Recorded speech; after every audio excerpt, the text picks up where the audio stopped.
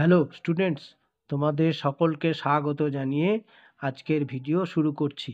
আজকের ভিডিওর বিষয় fill in the blanks with the words given in the bracket.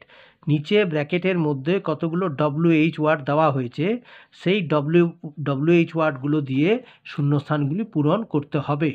তাহলে চলো বেশি দেরি না করে ভিডিওটি শুরু করা যাক। প্রথম শূন্যস্থানে বলেছে dash is your favourite food. Your favourite food মানে তো তোমার প্রিয় খাবার।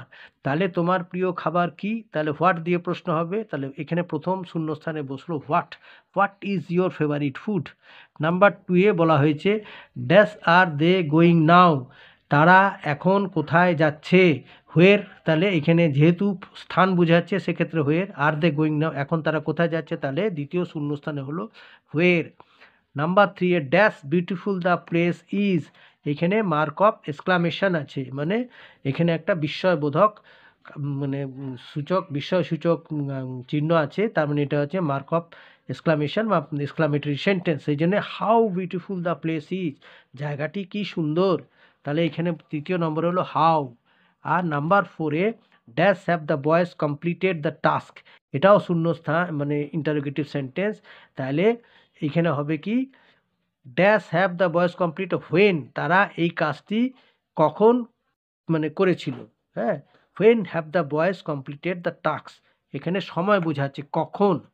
নাম্বার 5 এ dash does not want to be happy, কে সুখী হতে না চায়। তাহলে হু ডাজ নট ওয়ান্ট, 5 নম্বরের শূন্যস্থান হলো who does not want to be happy. Number 6 এ বলা হয়েছে ড্যাশ ব্যাগ ইজ দিস, প্রশ্ন করা বোঝাচ্ছে এই ব্যাগটি কার।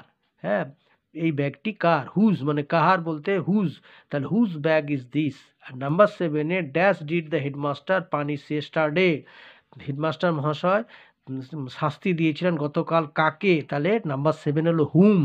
হুম did the headmaster punish yesterday. দেখো এইখানে 1 2 3 4 5 6 7টা WH ওয়ার্ড আছে। হুজ মানে কার, হু মানে কে, হুম মানে কাকে, হোয়াট মানে কি, হোয়ের মানে কোথায়, হোয়েন মানে কখন, আর হাউ মানে কিভাবে। ঠিক আছে।